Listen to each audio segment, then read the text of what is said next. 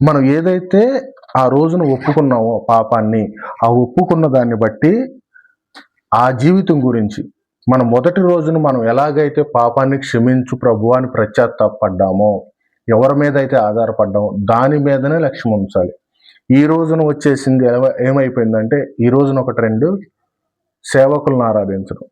సేవకులే ఒక దేవుణ్ణి మించేసి వాళ్ళని ప్రేమించేయడం, దేవుణ్ణి మించేసి వాళ్ళ భుజాన వెతుకుంటాం. ఇదో ట్రెండ్ అయిపోయింది.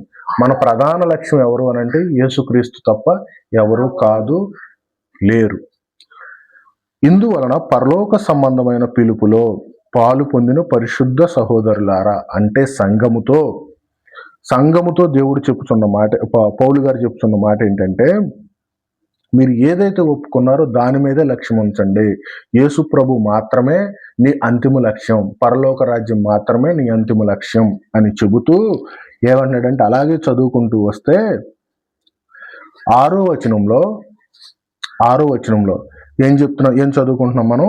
హెబ్రీలకు రాసిన పత్రిక 3వ అధ్యాయం 6వ వచనంలో ఏం చెప్తున్నాడంటే, అయితే క్రీస్తు కుమారుడయ్యుండి ఆయన ఇంటి మీద నమ్మకముగా ఉన్నాడు. ధైర్యమును నిరీక్షణ వలని ఉత్సాహమును తుదముట్టకు సిద్ధముగా చేపట్టిన ఎడల మనమే ఆయన ఇల్లు. అయితే క్రీస్తు కుమారుడు పైన వచనాల్లో ఏం చెప్తున్నాడంటే, 2వ వచనం నుంచి 5వ వచనం వరకు ఏం చెప్తున్నాడంటే, మోషే గురించి, మోషే ఆ రోజు ఇశ్రాయేలు జనాంగాన్ని ఎలా నడిపించాడు, ఎలా తీసుకొచ్చాడు అన్న దాన్ని ఎక్స్ప్లెయిన్ చేసి, ఈ రోజున మనకి ఎవరు నడిపిస్తున్నారు అంటే క్రీస్తు కుమారుడై ఉండి ఆయన ఇంటి మీద నమ్మకముగా ఉన్నాడు. ఆయనే మనకి నమ్మకంగా ఉన్నాడంట, క్రీస్తు కుమారుడైంది. ఆ రోజున మోషే ఎలాగైతే వారిని నడిపించాడో ఈ రోజు మనకు ఆధారం ఆయనే, యేసు ప్రభు మాత్రమే. ధైర్యమును నిరీక్షణ వలన ఉత్సాహమును తుదమట్టుకు స్థిరముగా చేపట్టిన ఎడల మనమే ఆయన ఇల్లు. అంటే యేసు ప్రభువులో నమ్మకంగా మన అంతిమ లక్ష్యం పరలోక రాజ్యం చేరుకోవడానికి మనకేముండాలి? తుదమట్టుకు మరణం వరకు మనం ఇదే జీవితాన్ని, ఏదైతే ఆయన మొదటి వచనంలో చెప్పినట్టుగా ఆయన మీద లక్ష్యం ఉంచి ఆయన కొరకు బ్రతకడానికి మనం ఏదైతే మొదటి రోజు ఒప్పుకున్నామో ఆ జీవితాన్ని చివరి వరకు కంటిన్యూ చేయడానికి ఏముండాలంట? మనకి ధైర్యము, నిరీక్షణ రెండు ఉండాలి. ధైర్యం ఎప్పుడు కావాలి? భయంలో కావాలి. నిరీక్షణ ఎప్పుడు కావాలి? కష్టంలో కావాలి. నీకు ధైర్యం కావాలి అని అంటే నీకు ఎలాంటి భయాలు వస్తాయి, ఇబ్బందులు వస్తాయి. అలాంటి సమయంలో కూడా నువ్వు ఏదైతే నువ్వు మొదట లక్ష్యం ఉంచావో దేవుడి మీద, దేవుడే నాకు ఆధారం అనుకున్నావో దాన్ని వదిలిపెట్టకూడదు. Point number 1. రెండోది ఏంటి అని అంటే నిరీక్షణ అనేది ఏంటంటే, నీకు ఎంత కష్టం వచ్చినా, ఎంత ఇబ్బంది వచ్చినా, నువ్వు మనకి కుటుంబాల్లో ఈ రోజున కష్టాలు రావచ్చు, ఎలాంటి ఇబ్బందులైనా రావచ్చు, కానీ మనం ప్రధాన లక్ష్యం, మన నిరీక్షణ మరణం తర్వాత మనకు వచ్చే పరలోక రాజ్యం. ఇలాంటి నిరీక్షణ కలిగి మనం ఏం చేయాలంటే కంటిన్యూగా దేవుడి మీదే ఆధారపడాలి. ఎప్పటి వరకు? అంటే మరణం వరకు. మనం ఎప్పుడైతే చనిపోతామో ఊపిరి మనలో ఉన్నంత వరకు కూడా అదే ధైర్యం, అదే నిరీక్షణ కలిగి దేవుని యందు నమ్మకంగా బ్రతకాలి. తుదమట్టుకు స్థిరముగా చేపట్టిన ఎడల మనమే ఆయన ఇల్లు. నేను పదే ఇంకొక మాట చెప్పేది ఏంటి? మనమే ఆయన ఇల్లు. ఆయన్నే మన హృదయంలోకి ఆహ్వానించే వారిగా ఉండాలి. మనం ఎప్పుడైతే మన హృదయాన్ని పరిశుద్ధంగా ఉంచుకుంటామో, ఎప్పుడు పరిశుద్ధంగా ఆయన్ని కలిగి జీవించినప్పుడు పరిశుద్ధంగా ఉంచుకుంటామో, ఆయన మన హృదయంలో నివాసం చేయడానికి ఎప్పుడు తలుపు తడతానంటున్నాడు. ఎప్పుడు తలుపు తట్టినా మనం తలుపు తెరిచేవారిగా ఉండాలి. ఆయన్ని కలిగి జీవించేవారిగా మనం ఉండాలి. ఆయనకి నివాసం, ఒక స్థలం ఇచ్చే బిడ్డలుగా, ఆయన పుట్టినరోజున పుట్టడానికి ఒక స్థలం అనేది లేకుండా పోయింది. ఆయన ఈ రోజున పాపంలో నుంచి, శాపంలో నుంచి మనల్ని విడిపించి మన హృదయం చెంత నిలిచి ఎప్పుడు తలుపు తడుతున్నాడు. ఆయన్ని మన హృదయంలోకి ఆహ్వానించే పరిస్థితుల్లో, అలాంటి స్థితిలో మనం ఉండాలి. తర్వాత 12వ వచనం, అదే అధ్యాయంలో 12వ వచనంలో చూస్తే, సహోదరులారా, జీవము గల దేవుని విడిచిపోవునట్టి విశ్వాసము లేని దుష్ట హృదయము మీలో ఎవని ఎందైనను ఒకవేళ ఉండునేమో అని జాగ్రత్తగా చూచుకొనుడి. వీళ్ళు ఏం చేస్తున్నారంట? ఎవరు వీళ్ళు? ఎందుకు చెప్తున్నాడు? జాగ్రత్త చెప్తున్నాడు వాళ్ళకి. జాగ్రత్త ఎందుకు చెప్పాల్సి వస్తుంది? అలాంటి పరిస్థితుల్లో ఉంటున్నారు వాళ్ళు.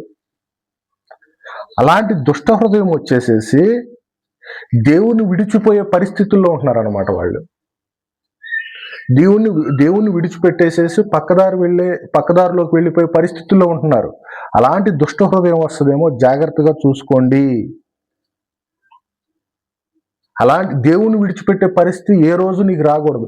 దేవుణ్ణి విడిచిపెట్టకుండా ఉండాలంటే ఆయన ఇంటెన్షన్ ఏంటంటే, ఈ సందర్భంలో నీ విశ్వాసం కానీ నీ నిరీక్షణ కానీ ఎప్పుడు కూడా చెక్కు చెదరనీకు. నీకు ఎలాంటి పరిస్థితి అయినా రాని, ఏ పరిస్థితి వచ్చినా కానీ నువ్వు దేవుణ్ణి విడిచిపెట్టే పరిస్థితిలోకి మాత్రం దిగజారకూడదు. నేడు మీరు ఆయన శబ్దము వినిన ఎడల కోపము పుట్టించినప్పటి వలె మీ హృదయములను కఠినపరచుకొనకూడని ఆయన చెప్పెను గనుక, పాపము వలన కలుగు భ్రమ చేత మీలో ఎవడును కఠినపరచబడకుండునట్లు. ఇక్కడ చూస్తే పాపము వలన కలుగు భ్రమ. దీన్ని ఆలోచించండి. పాపం వల్ల మనకు వచ్చేది ఏంటి? ఆనందం వస్తుంది, సంతోషం వస్తుంది, డబ్బు వస్తుంది. ఏమొస్తాయి? చాలా వస్తాయి. ఆనందం రావచ్చు, డబ్బు రావచ్చు, సంతోషం రావచ్చు, ఇహలోక ఆనందాలు ఎన్నో రావచ్చు. కానీ వాటిని చిన్న మాటతో ఏం చెప్పాడు? వాడంతా భ్రమ. భ్రమ భ్రమ దాన్ని ఏమంటున్నాడు? భ్రమ అంటున్నాడు. అంటే నువ్వు ఆనందంలో ఉన్నాను అనుకుంటున్నావు, కానీ అదేంటిది? భ్రమ. నువ్వు అనుకుంటున్నావు అంతే, నేను ఆనందంలో ఉన్నాను. ఈ పాపం వల్ల వచ్చే ఒక నిమిషం పాటు ఒక దొంగతనం చేసాడు అనుకున్నాం. దొంగతనం చేస్తే వాడికి ఏమొస్తుంది? దొంగతనం పాపం. దొంగతనం చేస్తే ఏమొస్తుంది? డబ్బు ఏదో ఒకటి వస్తుంది, ఒక ఆస్తి వాడికి కావాలనుకున్నది వస్తుంది. కానీ అది భ్రమతో పోల్చాడు. దాని చేత ఆనందం పొందుతాడు, కానీ అది ఎంతకాలం? నిమిషం. కానీ అది ఎంత ఆనందం అని అనుకున్నా కానీ దాన్ని ఏమంటున్నాడంటే భ్రమ. అబద్ధాలు చెప్తే నీకు ఆనందం రావచ్చు, ద్వేషంతో ఉంటే ఆనందం రావచ్చు. నువ్వు ఏ పాపం చేసినా దానికి మూలం ఇహలోక ఆనందం. నువ్వు ఎప్పుడైతే లోకాన్ని ద్వేషిస్తావో, దేవుణ్ణి ప్రేమిస్తావో, అప్పుడు ఆటోమేటిక్గా పాపానికి దూరంగా ఉంటావు. ఓకే. పాపము వలన కలుగు భ్రమ చేత మీలో ఎవడును కఠినపరచబడకుండానట్లు. ఆ పాపం అనేది పదే పదే చేస్తూనే ఉండు. నువ్వు ఆ భ్రమలో ఉండిపోయి ఏం చేస్తావు అంటే కఠినపరచబడిపోతావు. తెలియదు నేను ఈ పాపం చేస్తున్నాను, ఇది తప్పు అని తెలియకుండా కఠినపరచబడిపోతావు. మనం జీవించే జీవితం అనేది తప్పు అని తెలియకుండా పోతుంది అనమాట. ఈ రోజున క్రైస్తవ్యం కూడా ఎలా తయారైపోయింది అని అంటే, నేను చేసే తప్పు అని కూడా తెలియట్లే ఎవరికి, నేను తప్పు చేస్తున్నాను అని తెలియట్లే. అంటే ఆ ట్రెండ్ అనేది అలా వచ్చేసింది. ఎందుకు వచ్చింది అని అంటే, దీనికి ఇంకో ప్రధాన కారణం ఏంటి అని అంటే, మనకి ఏదైతే బోధించాల్సిన వాళ్ళు ఉన్నారో బోధ అనేది తప్పుడు బోధ వచ్చేసేసింది. అబద్ధ బోధకులు ఎక్కువైపోయారు. అబద్ధ బోధకులను అనుసరిస్తా పుట్టిన వాళ్ళు మీరున్నారు, తల్లిదండ్రులుగా మీరున్నారు. మీరు చెప్పేది ఏంటి అని అంటే ఇలా చెప్పారు అని చెప్తాడు. మీరు ఏ మాటలు వింటున్నారు? ఇప్పుడు చెప్పే బోధనే మీరిని దాన్ని బట్టి నడుస్తా మీరేం చెప్తున్నారంటే మాకు నేర్పించారు, మేమేం చేస్తున్నాం అంటే మా పిల్లలకు నేర్పిస్తాం.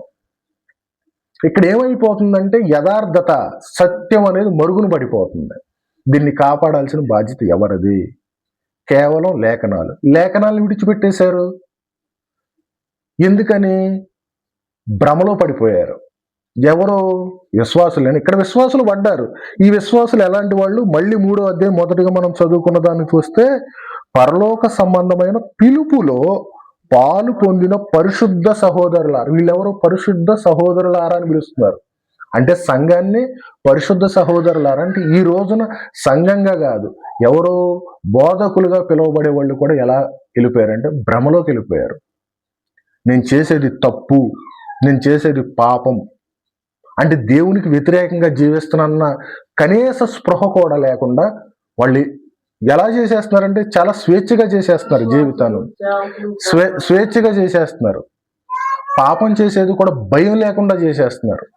అది చెప్పేది చేసేది ఇది తప్పు అని కూడా తెలియట్లేదు వాళ్ళకి. ఎలా పడిపోయారంటే ఒక ట్రాన్స్ అంటారు, భ్రమ అన్నాడు ఆయన పౌలు గారు. ఇది ఒక ట్రాన్స్లోకి వెళ్ళిపోయారు. ఆ ట్రాన్స్లోకి బుర్రలోకి ఎక్కిచ్చేసి సత్యాన్ని గ్రహించే వాళ్ళుగా లేకుండా ఏమైపోయారంటే వీళ్ళు కూడా, విశ్వాసులు కూడా అదే ట్రాన్స్లోకి వెళ్ళిపోతున్నారు. సత్యాన్ని బైబిల్ చదవట్లా, వాక్యం చదవట్లా, వింటున్నారు, వినేసి వచ్చేసి అదే విధంగా జీవించేస్తున్నారు. అదే భ్రమలోకి వెళ్లకుండా ఏం చేయమంటున్నాడంటే, పాపము వలన కలుగు భ్రమ చేత మీలో ఎవడును కఠినపరచబడకుండునట్లు నేడు అనబడు సమయం ఉండగానే ప్రతిదినమును ఒకరికొకడు బుద్ధి చెప్పుకొనుడి. బుద్ధి చెప్పుకోమంటున్నాడు ఒకరికొకరు. ఎలా బుద్ధి చెప్పుకోవాలి? దేన్ని ఆధారం చేసుకుని బుద్ధి చెప్పుకోవాలి? బైబుల్ని, లేఖనాన్ని ఆధారం చేసుకుని ఒకరికొకరు బుద్ధి చెప్పుకోండి. మీరు పాపం చేసి చేసి చేసి భ్రమలోకి వెళ్ళిపోతారు, ఇదే జీవితం అనుకుంటారేమో. కాబట్టి మీరేం చేస్తారంటే ఆ భ్రమలోకి వెళ్లకుండా ఒకరికొకరు బుద్ధి చెప్పుకోండి, బుద్ధి చెప్పుకోండి అని చెప్తున్నాడు. ఏ వచనం అది? పాపము వలన కలుగు భ్రమ చేత మీలో ఎవడును కఠినపరచబడకుండునట్లు నేడు అనబడు సమయం ఉండగానే. సమయం రేపు ఉంటుందేమో లేదో తెలియదు. ఈ నైట్, ఈరోజు ఏ రోజు? డేట్ అంత ఈరోజు జనవరి 27, 2026. రేపొద్దున 28 వస్తుందో రాదో కూడా తెలియదు నీకు. అంటే ఈ రోజు సమయం ఉండగానే నువ్వేం చేయాలంటే ఒకరికొకరు బుద్ధి చెప్పుకోండి. ఆ భ్రమలోకి వెళ్ళి అదే భ్రమలో ఉంటారేమో, కాదు, అది కరెక్ట్ కాదు. బుద్ధి చెప్పుకోండి, లేఖనాన్ని ఆధారంగా చూసుకోండి, వాక్యం ఎలా ఉందో, యేసు ప్రభు ఏం చెప్పాడో చూసుకోండి అని చెబుతూ ఏమంటున్నాడంటే, ఏలయనగా మొదటి నుండి మనకున్న దృఢ విశ్వాసము అంతము మట్టుకు గట్టిగా చేపట్టిన ఎడలనే క్రీస్తులో పాలివారమై ఉందుము. ఎడలనే అంటున్నాడు. ఎడలనే అంటే అక్కడేంటి? దానివల్ల మాత్రమే. మళ్ళీ చదువుతాను. ఏలయనగా మొదట నుండి మనకున్న దృఢ విశ్వాసము అంతము మట్టుకు, మరణం వరకు గట్టిగా చేపట్టిన ఎడలనే. అదే విశ్వాసంలో నువ్వు కంటిన్యూ అయితే మాత్రమే. ఆ విశ్వాసం ఎక్కడ సన్నగిల్లినా, ఎప్పుడు సన్నగిల్లినా నువ్వు దేవుణ్ణి చేరుకునే పరిస్థితిలో ఉండవు. భ్రమలోకి వెళ్ళిపోతావు. నేను ప్రార్థన చేస్తున్నాను, బైబిల్ చదువుతున్నాను, క్రైస్తవుడిగా పిలువబడుతున్నాను, బాప్తిసం తీసుకున్నాను, అన్నీ చేస్తాననే భ్రమ. ఆ భ్రమలోకి వెళ్ళిపోయి నువ్వేం చేస్తావంటే నేను అన్నీ చేస్తున్నాను అనుకుంటావు, కానీ దేవుడికి ఇష్టడుగా ఇష్టరాలుగా ఉండలేవు. ఆ విశ్వాసం ఏ విశ్వాసం? మొదట మనం ఆ రోజున ఏదైతే ప్రభువా నేను పాపిని, నేను దోషిని, కాబట్టి నన్ను క్షమించు. ఈ రోజున నువ్వు ఎలా జీవిస్తున్నావు ఒకసారి ఆలోచించు. నువ్వు ఎలా మొదటి రోజున ఏ విధమైన విశ్వాసం చేత నువ్వు దేవుణ్ణి అంగీకరించావు? పాపంలో ఉన్నాను నువ్వు ఒప్పుకున్నావు. ఆ రోజు దేవుడు వచ్చింది పాపుల రక్షకుడు. దేవుడికి ఉన్న ఒకే ఒక పేరు ఏంటంటే పాపుల రక్షకుడు. ఆయన పాపుల రక్షకుడు. నీ పాపాన్ని రక్షించడం కోసం ఆయన అంగీకరించావా? అది అంగీకరించినట్లయితే అదే విధంగా ఇప్పటి వరకు అదే విశ్వాసం కొనసాగుతుందా, సన్నగిల్లిందా? ఒకవేళ నువ్వు అంగీకరించినప్పుడు నా దేవుడు పాపం కోసం, నీ పాపం కోసం కాకుండా నీకేదో ఈ రోజున్న పరిస్థితిని బట్టి అబద్ధ బోధకుల చేత, అబద్ధ బోధల చేత ఏదో ఒక అద్భుతాన్ని బట్టి దేవుని అంగీకరించావా? అయితే ఈరోజు ఈ మాట నీకోసమే. అంగీకరించు. దేవుడు అద్భుతాల కోసం వచ్చిన దేవుడు కాదు, పాపులను రక్షించడం కోసం వచ్చిన దేవుడు. కాబట్టి దేవుణ్ణి ఈ రోజున నీ పాపాన్ని బట్టి క్షమాపణ అడుగు, పశ్చాత్తాపడు. ఎందుకు వచ్చాడు ఆయన? పాపుల కొరకు, పాపాలు క్షమించడం కోసం. అలాంటి విశ్వాసం అనేది నీలో ఉన్నప్పుడు ఏమైంది అని అంటే, అలా ఉండాలి అని అంటే ఏం చేయాలి? దృఢ విశ్వాసం అంతము మట్టుకు గట్టిగా చేపట్టిన ఎడలనే క్రీస్తులో పాలివారమై ఉందుము. అలాంటి గట్టి విశ్వాసం అనేది దృఢంగా నువ్వు ఆ విశ్వాసంలో కొనసాగితే మాత్రమే ఆయనలో పాలివారం అవుతాం. ఎప్పుడు ఆయనలో పాలివారం అయ్యేది అంతము. నీ జీవితం, నువ్వు మరణం వరకు జీవించే జీవితం అంతా నీ ఇష్టం, నీ చేతికి వదిలేశాడు. ఆయన చెప్పేది ప్రతిదీ కూడా అంతము అంతము పట్టుకోని అంటున్నాడంటే అంతం తర్వాత ఏదో ఉంది. అంతం మట్టుకు చేస్తేనే అని అంటున్నాడంటే అంతం తర్వాత ఏదో ఉంది, దానికోసం ఇదంతా. అంటే అంతం వరకు నువ్వు ఇలా జీవించు అని అంటే, జీవించకపోతే ఏమైద్ది? ఏదో అయ్యిద్ది. జీవిస్తే ఏమైద్ది? ఏదో అయ్యిద్ది. ఆ ఏదో అయ్యిద్ది అన్నదాన్ని ఈ లోకం ఈ రోజున క్రైస్తవం మర్చిపోయింది, బోధలు మర్చిపోయింది, బోధకులు మర్చిపోయారు, విశ్వాసులు మర్చిపోయారు. అంతం తర్వాత ఏదో ఉంది. ఏంటది? దేవునిలో పాలివారగటం. ఆనాడు మరణించిన తర్వాత లాజరు ఎలా అయితే అబ్రహాము రొమ్మును ఆనుకున్నాడు, అదేవిధంగా మనం కూడా మన మరణం తర్వాత దేవుని యొక్క రొమ్మును ఆనుకునే పరిస్థితిలో ఉండాలంటే, దేవుని యొక్క రాజ్యంలోకి వారసులుగా అయ్యేవారిగా ఉండాలంటే మనం ఏం చేయాలంటే, మనం ఏదైతే నమ్మామో, దేవుడు నా పాపాల కోసం వచ్చాడు, నేను పాపిని, నాలో యథార్థత ఏమైనాను లేదు, నేను నీతిమంతుణ్ణి కాదు, కాబట్టి నా పాపాన్ని క్షమించగలిగే దేవుడు ఒకే ఒక్క దేవుడు యేసుక్రీస్తు. ప్రభువా నన్ను క్షమించు, నేను పాపం చేశాను, నన్ను క్షమించు అని ఆ రోజు నువ్వు అడిగావా? అడిగితే అదే విశ్వాసంలో కొనసాగుతున్నావా? ఎక్కడైనా సన్నగిల్లంగా ఆ విశ్వాసాన్ని విడిచిపెట్టావా? ఒకసారి పరిశీలన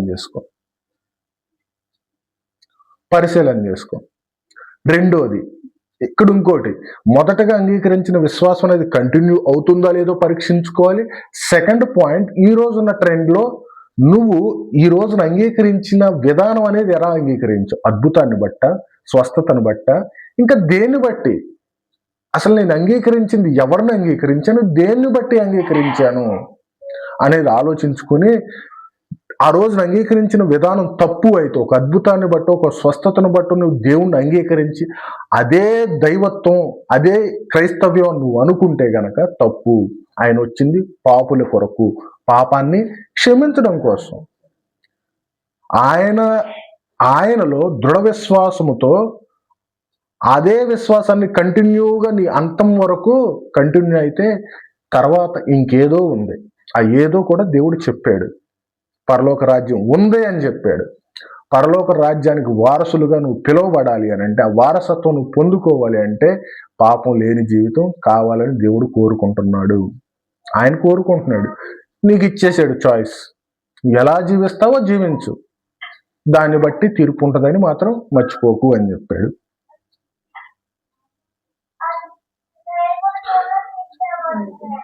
హ్మ్. 16 వినువ కోపం పుట్టించింది ఎవరు? ఓకే. ఇంకా 17, ఎవరి మీద 40 ఏండ్లు ఆయన కోపగించెను, పాపము చేసిన వారి మీదనే కదా. ఇక్కడ ఎవరి గురించి చెప్తున్నాడు అని అంటే, ఇశ్రాయేలీల గురించి చెప్తున్నాడు. దానిపైన కూడా చూసుకుంటే, క్రీస్తులో పాలివారం ఎందును విని కోపము పుట్టించిన వారెవరు? ఆ రోజును విని కూడా విని మాత్రమేనా, ఇంకేం చేశారు వాళ్ళు? చూశారు కూడా, ఎన్నో అద్భుతాలు చూశారు వాళ్ళు. మన్నా విందును చూశారు, ఎన్నెన్నో చూశారు. విని మరలా చూచి కూడా విని కోపం పుట్టించిన వారెవరు? ఎవరో ఆయన పిలిచిన బిడ్డలు, ఇశ్రాయేలీలు. మోషే చేత నడిపింపబడి ఐగుప్తులో నుండి బయలుదేరి వచ్చిన వారందరే కదా, వాళ్లే కదా. మోషే అన్ని అద్భుతాలు చేస్తే మరలా పాపంలో పడిపోయారు. ఎవరి మీద 40 ఏండ్లు ఆయన కోపగించాను? శత్రు రాజ్యాలకు అప్పగించేశాడు వారిని. పాపము చేసిన వారి మీదనే కదా. వారి శవములు అరణ్యములో రాలిపోయేను. వారి శవాలు ఏమైపోయినాయంట? అరణ్యంలో రాలిపోయినాయంట. ఇక్కడ ఈ మాటలు విన్నప్పుడు మనకు భయం కలగట్లేదా? ఒక నార్మల్ క్రైస్తవుడిగా బ్రతికే మనకి ఈ మాటలు విన్నప్పుడు భయం కలగట్లేదా? ఆయన కోపగించాడంట. మోషే చేత నడిపింపబడి ఐగుప్తులో నుండి బయలుదేరి వచ్చిన వారందరే కదా. ఎవరి మీద 40 ఏండ్లు ఆయన కోపగించెను? పాపము చేసిన వారి మీదనే కదా వారి శవములు అరణ్యములో రాలిపోయినాయి అంట. ఆయనే పిలిచాడా? ఆయనే రక్షించాడా? శత్రురాజ్యం నుంచి, ఫరో నుంచి, పెద్ద ఒక శ్రమల్లో నుంచి ఆయనే పిలిచాడు. కానీ ఆయన కోపం అనేది ఎలా ఉంటుందంటే అలా ఉంటుంది. ఆయన అన్ని అద్భుత కార్యాలు చేసేవన్నీ చేస్తామని ఉంటున్నాడు. కానీ వారు మరలా ఏమైపోతున్నారు? పాపం అనే కాడి కిందకి వెళ్ళిపోతున్నారు. తన విశ్రాంతిలో ప్రవేశింపరని ఎవరిని గూర్చి ప్రమాణము చేసెను? అవిధేయులైన వారి గూర్చియే కదా. పాపం ఎవరు చేస్తారండి? అవిధేయత. ఇప్పుడు మన బిడ్డ ఉన్నాడంటే, అమ్మాయి ఉందంటే ఏం చేస్తుంది? అది చెయ్యొద్దమ్మా అని అంటే ఆగిపోద్ది. చేసింది అని అంటే ఆలో ఏముంది? విధేయత లేదు. విధేయత లేకుండా నువ్వు చెప్తున్నా నా ఇష్టం నేను చేసుకుంటా. దేవుడు చెప్పాడు కదా మనకి, ఇలా చెయ్యండి, ఇలా చెయ్యొద్దు. ఇలా చేస్తే ఆ రోజు నీకు పాలు తేనెలు ప్రవహించే రాజ్యంలోకి నీకు తీసుకెళ్తాను. ఈ రోజు నీకు ఇలా జీవిస్తే నీకు చివరి నీ మరణం తర్వాత ఒక రాజ్యం ఉంది అని చెప్పాడు కదా. ఆ రోజున ఏదైతే వాళ్ళు అవిశ్వాసంతో కానీ అవిధేయతతో కానీ వాళ్ళు ఎలాగైతే కోపం పుట్టించారో, ఈ రోజున మనం దేవుణ్ణి అంగీకరించి కూడా, దేవుడి విశ్వాసులుగా పిలువబడతా కూడా, దేవుని సంఘంగా పిలువబడతా కూడా మరలా ఏం చేస్తున్నాం? కోపం పుట్టించేవాడు. ఆయన కోపం వచ్చిన దానికి ఏం చేస్తాడు? ఇప్పుడేం చేయడు అనుకుంటున్నావు. చేయకపోవడం వల్ల ఈ ధైర్యం నీకు వస్తుంది. కానీ ఒక రోజు ఉంది, నీ మరణం తర్వాత ఒక రోజు ఉంటుంది. నీ మరణం తర్వాత ఒక రోజు ఉంది, ఒక జీవితం ఉంది. దాని గురించి ఆలోచించు. కాగా అవిశ్వాసము చేతనే వారు ప్రవేశింపలేకపోయిరని గ్రహించుచున్నాము. కాబట్టి మనం అవిశ్వాసం వాళ్ళు ఏంటి? ఆ అవిశ్వాసంతో వాళ్ళు ఏంటంటే ఇన్ని పాపాలు తెచ్చుకున్నారు, ఇన్ని శాపాలు తెచ్చుకున్నారు, ఇన్ని మరణాలు అలా రాలిపోయారు. మనకు ఒక విశ్వాసం ఉండాలి. ఆ విశ్వాసం ఏంటి అని అంటే, ప్రభువా నేను నిన్ను ఏదైతే పరిస్థితిలో ఉండి, ఏ స్థితిలో ఉండి నిన్ను అంగీకరించానో అదే స్థితి నుండి చివరి వరకు, కడ వరకు, తుద వరకు నేను అదే జీవితం కొనసాగిస్తాను. ఏ పాపంలో పడకుండా, ఏ శాపంలో పడకుండా నేను నీ అందే జీవిస్తాను అని ఒక నిర్ణయం తీసుకుని విశ్వాసంతో, నాకు మరణం తర్వాత ఒక జీవితం ఉంటుందని నువ్వు నమ్మినట్లయితే నువ్వు మరలా పాపం అనే కాడి కిందకి, పాపం అనే దాశలోకి నువ్వు వెళ్ళవు. నీకు ఏ కష్టమైనా రాని, ఏ ఇబ్బంది అయినా కానీ, ఈ లోకం అనేది ఇక్కడ ఉండే బాహ్యంగా జీవించే, భౌతికంగా జీవించే జీవితం అనేది టెంపరీ. ఇక్కడ ఉన్నంతకాలం ఎలాంటి కష్టం వచ్చినా కానీ దేన్ని లెక్క చేయి. ఎందుకని? నీకు కంటికి కనిపించింది చాలా అతి గొప్పగా కనిపిస్తుంది నీకు.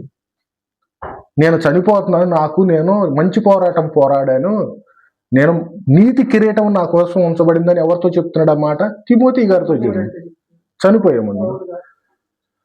అలాంటి గొప్ప నిర్ణయం, అలాంటి గొప్ప ధైర్యంతో మనం ఉండాలి అని అంటే, నువ్వు ఈ రోజున పాపం లేకుండా, పాపంలో పడకుండా, అదే విశ్వాసంతో నాకు మరణం తర్వాత ఒక జీవితం ఉందనే గొప్ప నిర్ణయంతో, విశ్వాసంతో జీవించాలి. కాబట్టి